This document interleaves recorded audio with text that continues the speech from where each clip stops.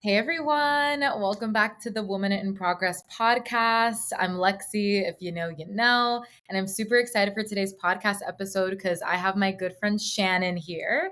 And she is going to really help us gain awareness around one of my favorite topics, especially if you're someone who finds yourself stressed out all the time. You really are struggling to kind of regulate yourself. It's always the I'm overwhelmed, I'm scatterbrained, I just don't know why I can't get it together.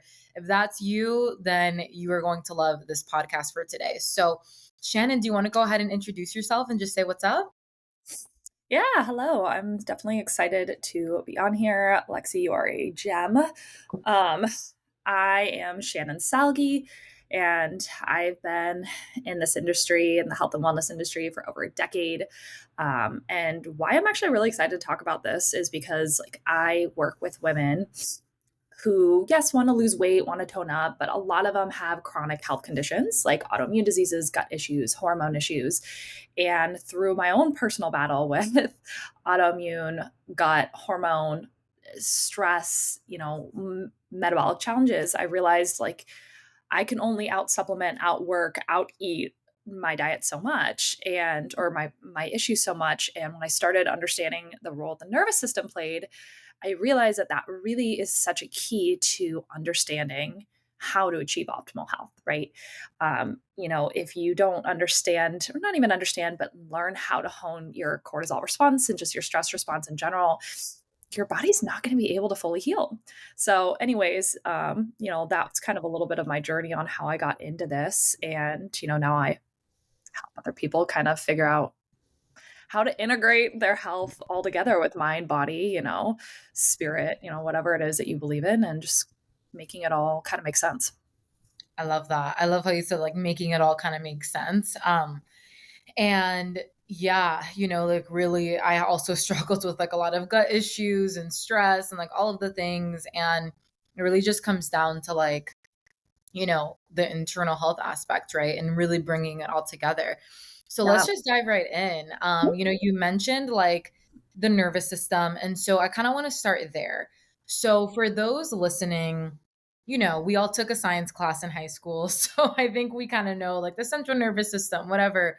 But what role does the nervous system play in the body?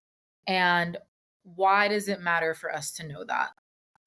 Yeah. So, kind of on a broad level overview, just because you just mentioned central nervous system, the nervous system is really complex. And today I'm really gonna tap on really two major systems within the nervous system because you have the central nervous system, but then you have the peripheral nervous system.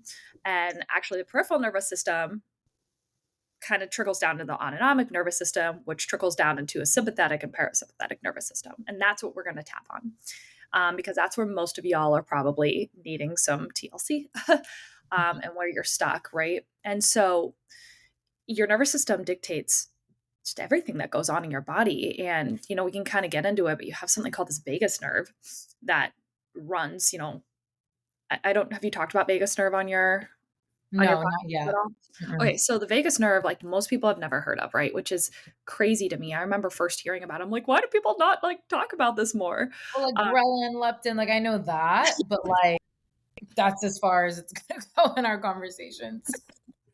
well, that's the crazy part is you mentioned two hormones, right? Ghrelin and leptin, but it's like what your nervous system and your vagus nerve like dictates a lot of what goes on in your body and how your body responds to certain hormones. So if you're chronically stressed, you're going to usually feel a lot more like cravings, right? Which is, you're going to have this ghrelin and leptin signaling kind of start to get off, which is fascinating. So it really dictates everything, but the vagus nerve in particular, it pretty much creates the involuntary processes in our body. It's called the wandering nerve, which is because it wanders to different parts of your body. It's like the 10th cranial sacral like nerve. And it goes all the way from your gut to your organs. So, and then your organs back up to your brain. So it kind of has this like almost like you're playing telephone, right? Wow. Um, and it innervates the heart, the lungs, the stomach, the liver, the gallbladder, your larynx, your tongue.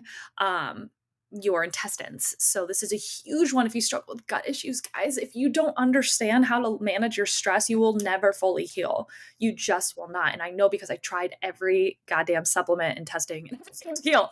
Um, and it's because, your body is constantly going to view like that you're in, stress mode, right? Um, and blood pressure, this is another one too. Like when people are dealing with chronic like blood pressure, that like your baroreceptor function actually is stimulated by the vagus nerve, right? That's just fascinating to understand. Same with inflammation. As somebody who deals with autoimmune disease, kind of helping your vagus or helping tap into your vagus nerve can help stimulate the immune modulating response in your body to help with inflammation. And pretty much if you have anything that ends in itis, right, you're going to have some sort of inflammation in your body, right?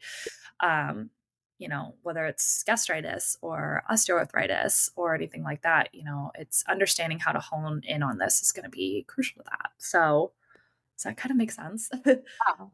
Yeah, like really going into like the role that it plays in the body, the vagus nerve. And so you mentioned that like parasympathetic, our parasympathetic nervous system and sympathetic nervous system is going to play a big role. And that I do talk a lot about within my Mhm. community because it's just like the simplest place to go in terms For of sure. when you're feeling really activated. And then there's like, the downside of parasympathetic and like the good sides of parasympathetic and vice versa. So can you go a little bit more into um just like what is the difference between, I mean, I know, but I want my audience to kind of Yeah. hear like, what's the difference between parasympathetic and sympathetic and some signs of, being too um like how can we kind of find that, first of all, what is it as for Yeah, those, yeah, yeah. and how can we find that balance? Because I find that sometimes people are way too like low dose parasympathetic Mhm. where they feel sluggish and they feel kind of more depressive and it's hard to kind of get up, and then they're either way sympathetic where they feel like they're being chased by a tiger, and when everything's calm it's like they're almost like, okay, now what? Like I'm so used to being in chaos and stress, like how do I even operate there? So can you go into that a little bit? Yeah. So I think tapping on that, there's something called the polyvagal theory, which essentially, like, what we want in our nervous system is to be able to modulate from one sympathetic, like from your sympathetic to your parasympathetic. And I think sometimes stress gets a bad rap and people are always like, I should never feel stressed, right? That's just not, that's not real. It's not reality. Right. And so it's okay to be in more of this fight or flight response or freeze, which is your sympathetic. It's just not good to stay there because most of us stay there for too long and we can't modulate to our parasympathetic. And so that is really important to understand is like, healthy nervous system is how we perceive stress and how we can move from these different stress responses. You mentioned just when you start feeling like depressed and like almost immobile, it's actually not even in our sympathetic or parasympathetic. We start getting into, well, it's called this dorsal vagal complex, Right. right? Where we just actually become immobile and like unmotivated. And so many people think it's because I have a motivation issue, but it's not. Your nervous system just literally is like, I am freaking done with you. I'm shutting down. So, sympathetic nervous system is where our fight, flight, and freeze response come from. This is when our body feels stress, at least for a decent period of time. Again, when we start experiencing stress so much for so long, we start getting more into this just like immobile state, which is different. But this, what happens in your body when you experience too much sympathetic is it starts affecting your digestion. That's usually where a lot of people start to notice, like firsthand, like is you start noticing some hormone issues, some gut issues, because it affects our sex hormones, right? We'll Mm. start maybe having some, decreased insulin sensitivity. Gosh, if I had a dollar for every time somebody doesn't think stress is affecting their their insulin response, right? Like you can only track your glucose and watch your carbs so much. If you're not addressing your stress, you're going to still be probably chronically elevated, right?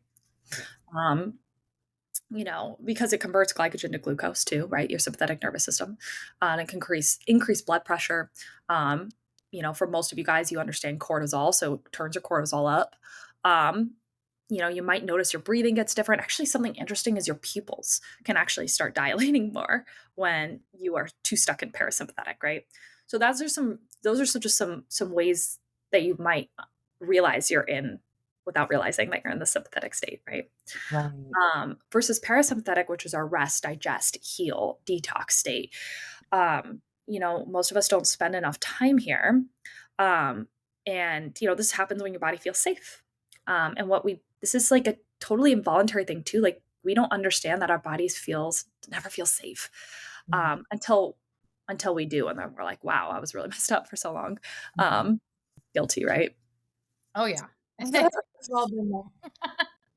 But how we know we're kind of in this parasympathetic state is we're going to notice our digestion starts working out, just starts functioning better, right? We're going to notice usually less food in our stool if you're having gut issues. Like that's a big one because we're stimulating bile, we're having proper digestion. We're sleeping better at night because it allows our melatonin to actually produce. We're going to notice more just calm breathing. Sometimes people don't realize how quick their breath starts getting when they're, stressed until it's like, oh my gosh, I'm hyperventilating, which is a step too far, right? Yeah. Um, we're going to notice sometimes the pupils stop dilating so much too. Um, and we really need to, as I said, like spend more time in this parasympathetic nervous system. And part of that parasympathetic nervous system is that vagus nerve, right? So it's part of that parasympathetic system. So does that all kind of make Yeah. sense? No, it's so cool. I'm such a nerd for this stuff. I'm like, and I know a lot of the people listening are probably like taking notes, like, oh, be more in the parasympathetic. And it's something that you mentioned. Like, if I had $1 for every time a client or a person like really thought that their stress did not affect, like, it's just we normalize it. And again, stress isn't a bad thing, guys, right? In the sense that if you feel stressed, it shouldn't be this thing where it's like, oh no, I'm feeling stressed. Oh no. And then you start, because I used to be afraid of stress. Like anytime I Mhm. feel stressed, I used to feel myself start to bloat because I was literally stressing about being stressed. And I was like, oh my God, I'm getting stressed. I'm getting stressed. And it's like, girl, take a deep breath. And like you said, the shallow breathing, like I would be like breathing in my chest. And so you know, what you mentioned, like the parasympathetic. And so this is something that I do a lot with my clients where, maybe they don't have even just like a wind down practice to really just decompress from the day, or a morning practice. It doesn't need to be a 4-hour extensive morning routine, but like little things that are going to help you like not wake up and drink your coffee and get into work and then oh my god, like you're already feeling bombarded with the world. No wonder you are feeling this way. So Mhm.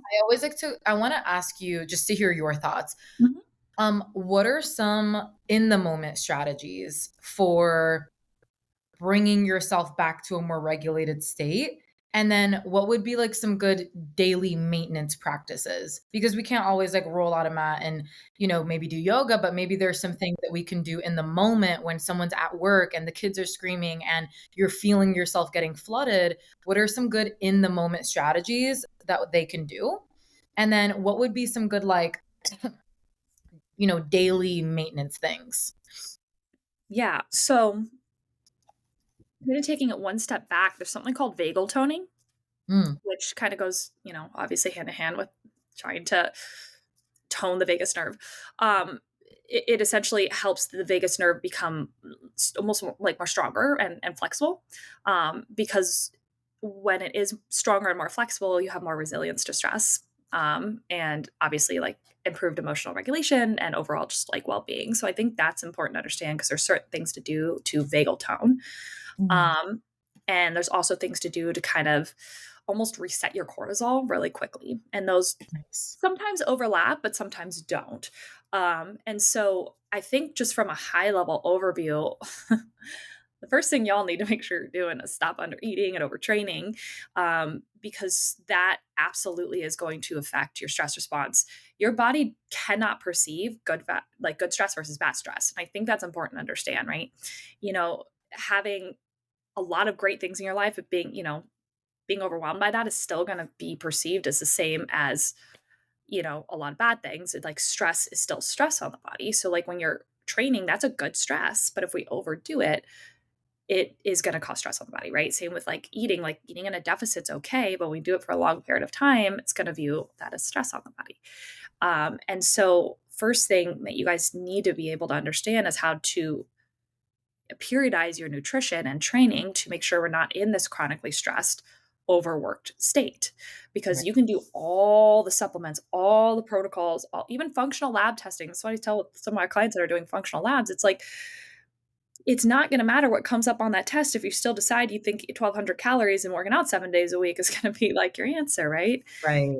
So, you know, from a high level overview, switching from more of a high intensity cardio aspect, so HIIT, switching a little bit more to lifts is going to be really important.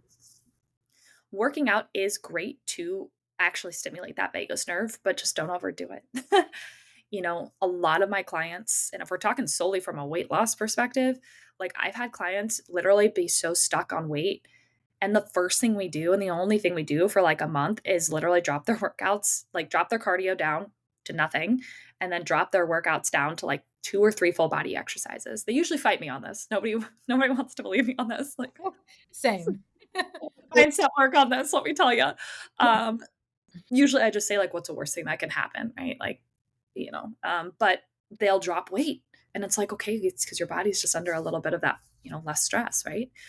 Adding walking in is so highly beneficial, especially if you can get out in the morning to get some morning sunshine. I know I live in Michigan and it's cold and it's not always, relevant, but getting even 2 minutes of sunshine can help regulate that cortisol response in the morning, help stimulate melatonin in the evening. Actually, like morning sunshine can help with sleep.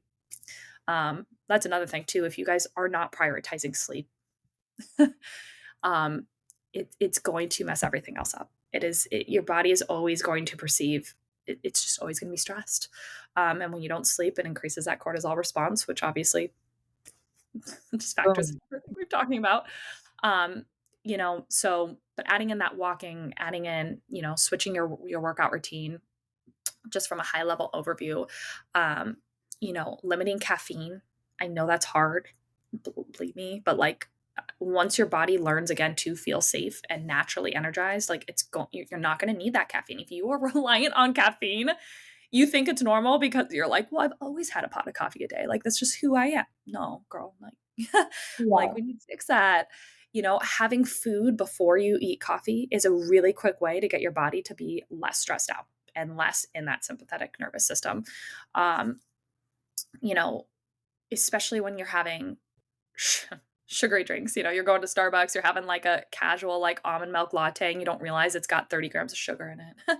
Boom. um, you know, you're wondering why you're feeling anxious and, starving and brain foggy by lunchtime. Um, Right. but limiting that caffeine, stimulants, alcohol is a big one. Alcohol affects your vagus nerve. Same with tobacco. Not only can it impact your gut health and gut integrity and hormones, but like it will impact your body's ability to to handle stress. And if you think having a glass of wine in the evening, like, listen, I am all for a good, big, bold, tannic red wine. Like, I Yeah. grew up in LA, love me some Napa cabs. Like you're relying on a cup of or a glass of wine in the evening, that's actually screwing up your cortisol response and your ability to get into deep sleep, which is fascinating, right? You think you're doing your body quotation good and it's doing the opposite. So those are some things that just come up to mind, protein rich breakfast, a morning sun. As far as the evening goes, so that actually electrolytes first thing in the morning is one of my go-tos. Like when you are stressed, you burn through your electrolytes a lot quicker. And all y'all are probably deficient in electrolytes anyways and minerals. So like we already know it's kind of in the gutter. So just like remineralizing in the morning. I have electrolytes first thing in the morning. I'm a big ass 50 ounce mug. And if I'm gonna have coffee, I'm gonna drink that first thing. Then I'm gonna usually have my breakfast and then I'll have my coffee. Usually having coffee about 90 minutes after you wake up can actually help with your cortisol response, because actually this is a great teaching tip. But your cortisol naturally like spikes in the morning and then it decreases during the day. So what people don't understand is the internet's always like, well, your cortisol spikes in the morning when you have coffee, so never have it. It's like, yes, it does, but it should naturally spike and Right. then decrease. A lot of times when you're so burnt out, more in that like dorsal, vagal response, you're not going to even have that spike. You're just going to be flatlined, Mm, which we don't want. The problem is you're having coffee on an empty stomach, plus you're waking up, plus the kids are late, plus you didn't pack ahead of time, your cortisol spikes higher. oof, And that's what we don't want, right? And so you can kind of blunt that by doing the stuff I just kind of mentioned. right. But in the evening, you should naturally see it drop. And so what happens a lot when you could actually test cortisol, like we do a 4-point salivary cortisol test for, some of our clients to understand the cortisol patterns. So it dips. But then what happens is you see this lift in the evening. And we don't want that, right? Because people are stressed. That's where you're starting to feel wired, tired, right? In the evening. And so learning kind of a bedtime routine is helpful too, right? As you mentioned, like your people don't have a lot of time. None of us have time to be doing like an hour-long bedtime routine and this hour-long morning routine, especially if Mhm. you've got kids. Like there's Right. a lot of unpredictability with morning and evening routines. But just like turning off your phone, like even if it's 15 minutes before bedtime, wearing blue light blocking glasses,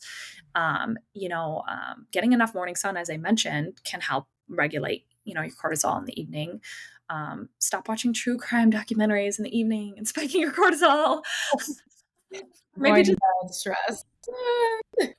but try to watch something a little more calming in the evening, or reading, not even watching something, or just, yeah, just uh, calling somebody and like not even address, looking at a screen. Epsom salt soaks are awesome. I love baths. I understand you might not have the time or want to sit in a bath, so maybe you just do some cold therapy is actually great at vagal toning.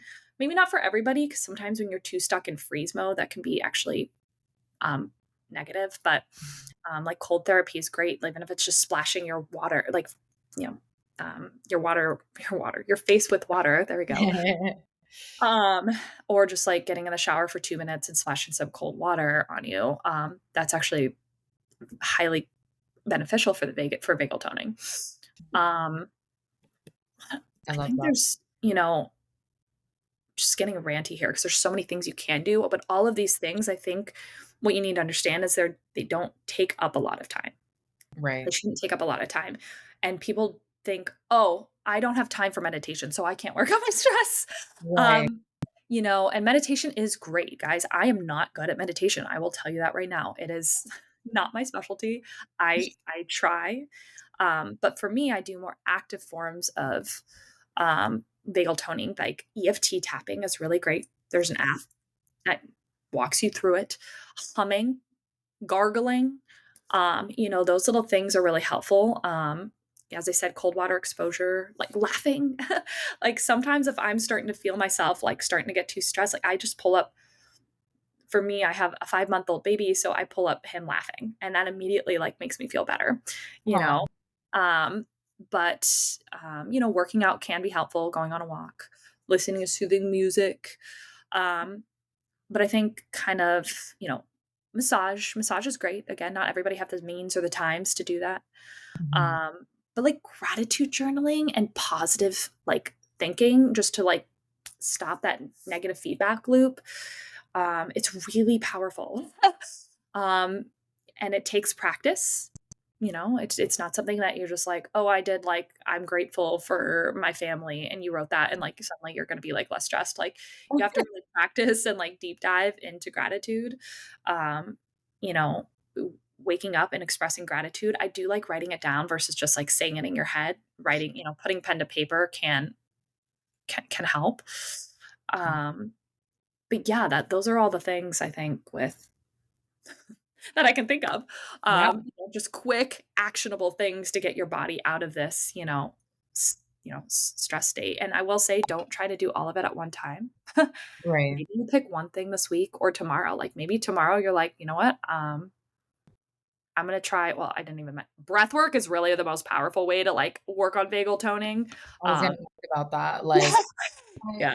in the moment, right, where I'm just picturing somebody, at work and, they have all these deadlines and, Mhm. maybe they're stressing and it's just like stop, breathe, Mm. slow down, notice. I don't know if you know about that, like the SNBRR technique, but like that one's like a super easy one. Like stop, breathe, notice, reflect, respond. Just like in the moment, just stop, breathe, like regulate yourself. Like actually notice how you're breathing. Are you breathing shallow in your chest? Like take a deep fucking breath, relax, notice what's coming up for you, like you said, and you know how Kendall says the poop loop, right? Like, are you finding yourself in this poop loop of just like, like, oh my God, this and what if that? And it's like, those are these hypothetical situations. This is backed by feelings, and really kind of gently moving yourself out of that.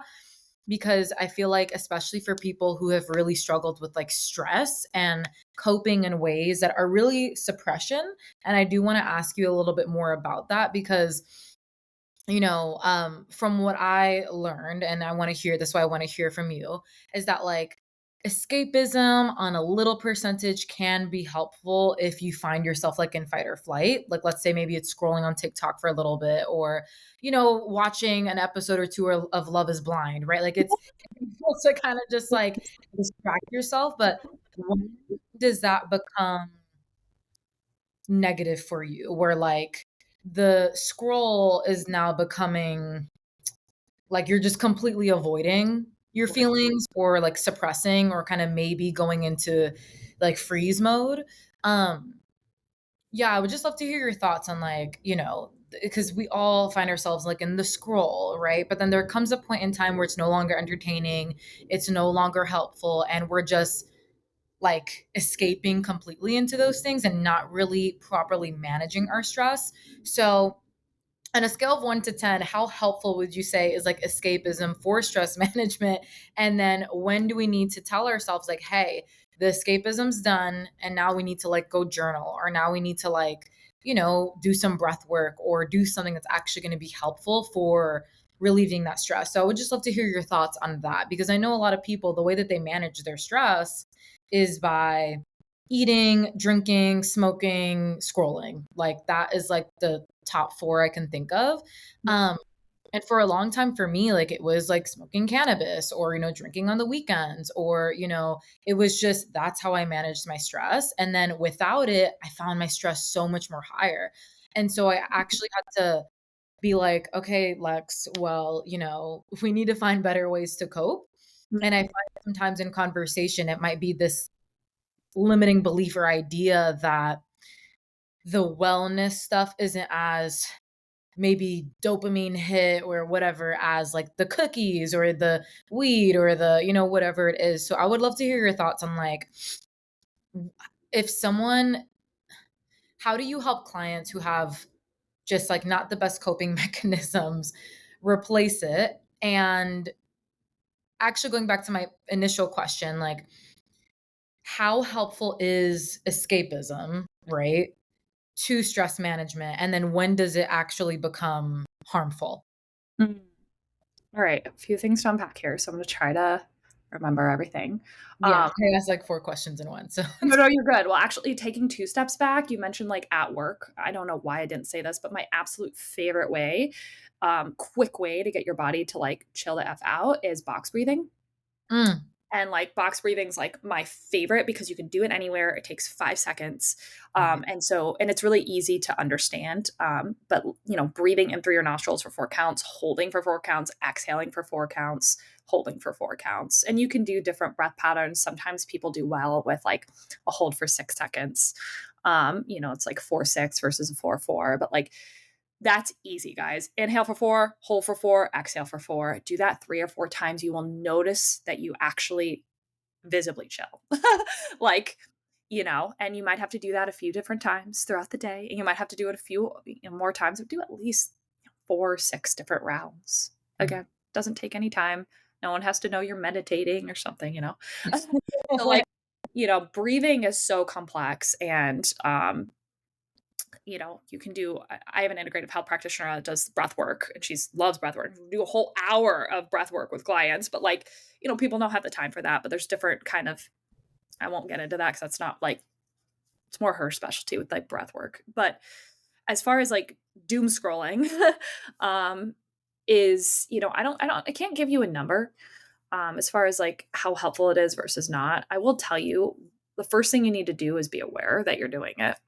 Right. Um, you know, I think what happens, what people don't understand is they're more in this, as I said, dorsal vagal complex. We're in this immobilization mode, and or freeze, which is more sympathetic, but they just feel like they can't do anything else. Like, how often have you sat on the couch and you're scrolling and you just cannot move and you don't want to move? And so hours go by, and you don't even realize it. Like, at It's that moment, like, you can do stuff, as I mentioned, to get up and move your surroundings, even if it's for 2 seconds, just get up, change your surroundings for a hot second, and then maybe come back, and maybe you want to keep doing it. Okay. But like, try to stop that loop. Right. Mhm. Um, but um, I'll tell you something that I recently found that I think might actually be helpful for some of you guys. Is there is actually a way to change your setting on Instagram. I don't know about TikTok, and I don't think there's something on Facebook where you can set a timer. Actually, there's another app. I'll talk about that one too. And so for me, it's 10 minutes. And so after 10 minutes, a notification comes on my screen that says, would you like to continue scrolling? You've been on for 10 minutes. And I could say not, like, yes or not now, and ignore it. And I'll be honest, a lot of times I'm like, ignore. um, but you realize how quick 10 minutes goes by. And so what I try to do is like, oh, wow, okay, it's been 10 minutes, put my phone down, do whatever else, and then maybe I can continue back. Opal is another one I've used in the past that actually shuts down your social media accounts. You can put which ones you want at certain times, whatever time you say. So like, maybe you really want to get better at nighttime routine. You're having a really hard time doing it. You can have this notification where it shuts off. You can't log into your social media. That's what I And need. so, I believe you can override it too, because I probably have, if I'm being honest. But like, that at least is really helpful to get yourself to be aware of how long you're going on social media for, and kind of it stops, right? It stops that flow. So Nice. I don't know if that answered your question 100%, Yeah. but I think but I think all that can help. Yeah, yeah. It's like how you said, and I've 100% found myself in the doom scroll. And Oh. um yeah, I think there's a big difference between like getting entertainment, being like, hee ha ha, this is funny. And then I know the difference between when I'm getting entertainment and when I'm literally in freeze mode, where Yeah. I'm like scrolling, but it's like a numbness that I feel. It's like I'm Mhm. just scrolling, but like I literally feel like I cannot move. And sometimes I have to, it feels like I'm in paralysis almost. 100%. I have to, what I do now is, it's a little dramatic, but I'm like, I'll count when I find myself in freeze mode, just scrolling. I count back from 3 and then I yeet Mhm. my phone. I just throw it because I'm like, it's not going to be something where I'm like, okay, move it down. I'm like, okay, I'm stuck. 3, 2, 1, throw it. And I'm like, okay, get up, because I have to like break it.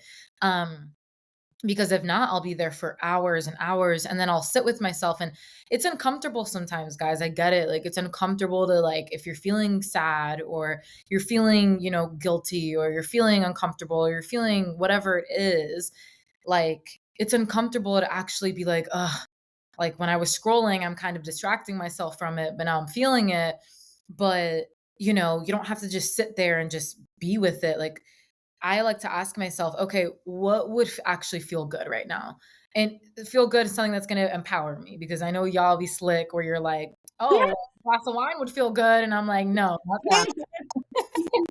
And I'm like, okay, well, let me go on a walk, or, maybe let me call, a friend, or, what would feel good for me right now that's going to be supportive. And so I love how you said of like those apps, Opal and all of those things. I need the app that's going to literally shut it down, because I will always be like, ignore, ignore, ignore. Um, but this is all super, super helpful. My last question for you, Shannon, or, my second to last, because I love picking your brain on this stuff.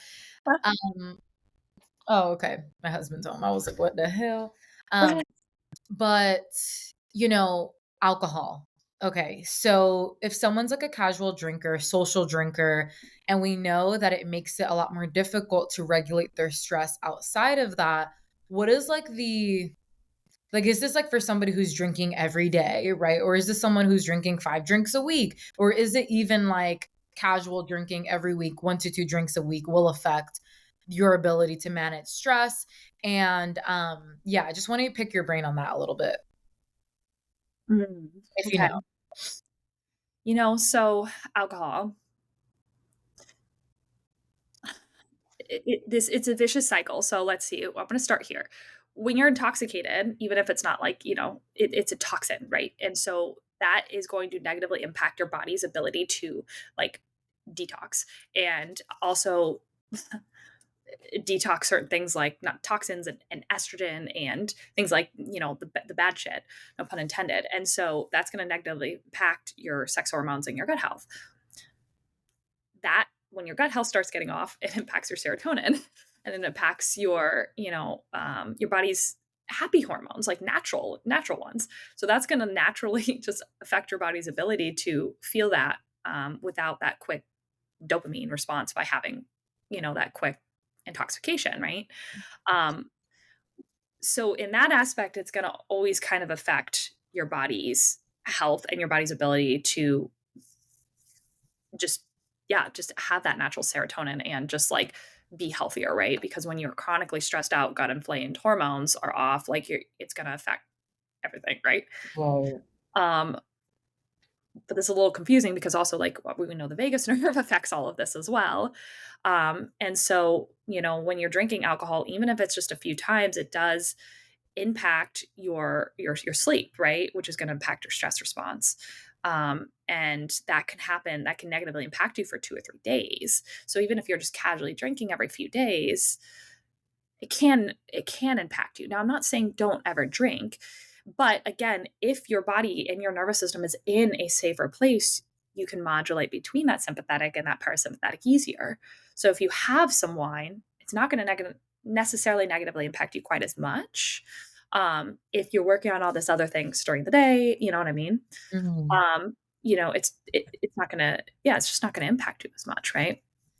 Um, probably a better way to maybe realize this is like, let's say you're just not regulated, which most of y'all are not, and somebody pisses you off at work and it throws your whole day off and you're just super pissed and you like, and then you suddenly all these other things start going wrong throughout your day because you're almost like looking for other things to go wrong, right? Because when you have a little bit of a healthier nervous system, like when somebody pisses you off, you get in that sympathetic state, cool, but then you're able to kind of move closer back to that parasympathetic state and then you're chill again and you got over it, right? It doesn't mean you can't ever get upset, but it's that like, you're able to modulate back, right? Um, and so kind of when you have a healthier nervous system in general, things don't affect you quite as much, right? And it could be as simple as coworker pissing off, or it could be alcohol, or even, having a crappy like day of eating, right? Like that's a whole nother level, but our body, when it feels safer, cannot have quite a dramatic response. Does that Yeah. answer your question? Yeah. Yeah, it does in the sense that, like, if you're somebody who is practicing, healthy nervous system care on a daily basis, right? Like maybe you have a proper wind down practice where, you have a cutoff time for technology and, you have like your nice little wind down routine and you wake up in the morning and maybe you go on a walk or you just have some time for yourself before the kids, and again, it's unpredictable, but you just have even just like 5 minutes of just sitting and just being on the patio, like with a cup of tea, and then boom, we get into work. Somebody who's taking care of their stress on a daily basis and their body and their gut health and is practicing that breath work, right? Like coworker pisses you off, instead of, lashing out and gossiping about it and, ruining your whole day, you're like, all right, you know what? This person, that's their shit. I'm going to take a couple of deep breaths and I'm going to move on. I'm going to focus on this. I'm just going to try, right? They can have, they'll have a couple drinks. They're still going to feel those effects, but they're able to modulate a little bit easier. Whereas the person who is, completely dysregulated already, they have a couple of drinks, it'll probably be like 10 times more of that effect. Not 10 times more of that effect, but it's a lot harder to modulate, which is also something that I've noticed as I've started to take care of better health of my nervous system. Mhm. Um, it's like I'll have a drink, a couple of drinks. The next day, immediately I'm going into like recovery mode. Like you Yeah. know, I'm doing self-care, I'm going into nature, I'm doing breath work, I'm eating for good gut health, even if I'm craving like all the greasy foods. And I'm just trying to like really help my body help itself. Because at the end of the day, right, like most of us do have like a drink here and there. And Totally. I right. mean, So it's, you know, alcohol is such a funny subject, especially in the functional health world, because, people are just going to be like, don't ever drink. And like, sure, drinking's not literally doing anything good for your body. Like, it's not, let's say it.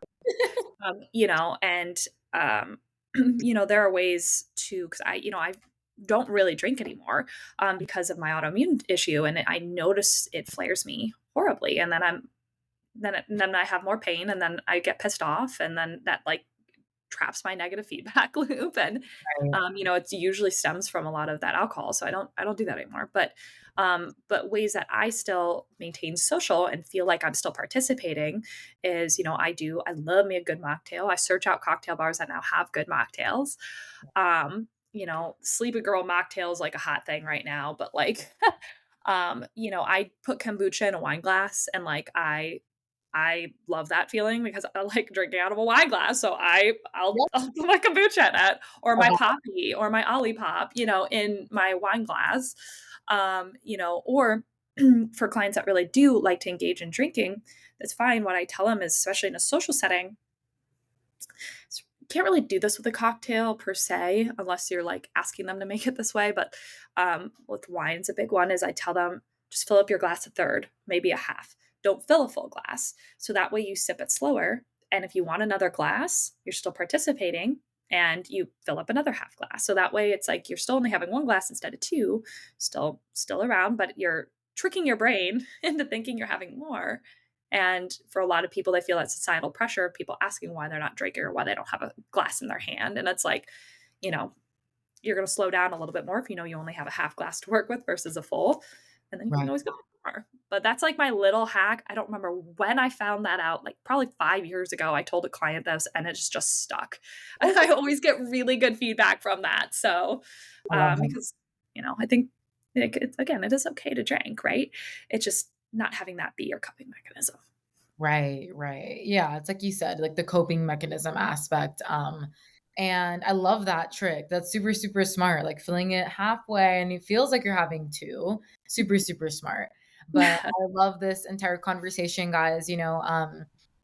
Really being able to learn how to regulate yourself and also knowing that stress itself isn't the devil, right? Like it's actually an important part, of our life, but it's when we are stuck in those really high stress states for too long that we want to learn how to regulate ourselves a little bit more through all the things that Shannon talked about, breath work, right? It's literally so simple, guys, that if you're not doing it, come on, right? Like it's so simple.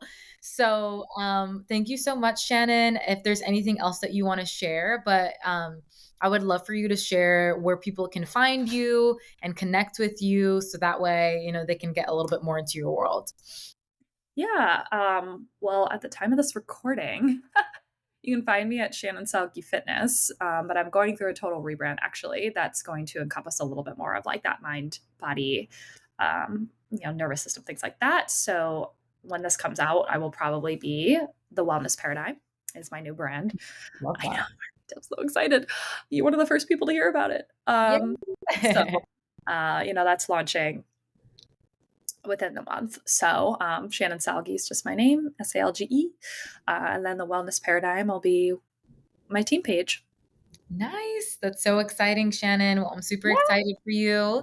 Thank you so much for sharing your brain and helping, my audience just learn a little bit more. And again, guys, if you want to connect with Shannon, I'll drop, your Instagram in the show notes below. And I would love to hear your guys' feedback, your takeaways, questions, and let's get regulated. Okay, guys? So I'll see you in the next one. Bye.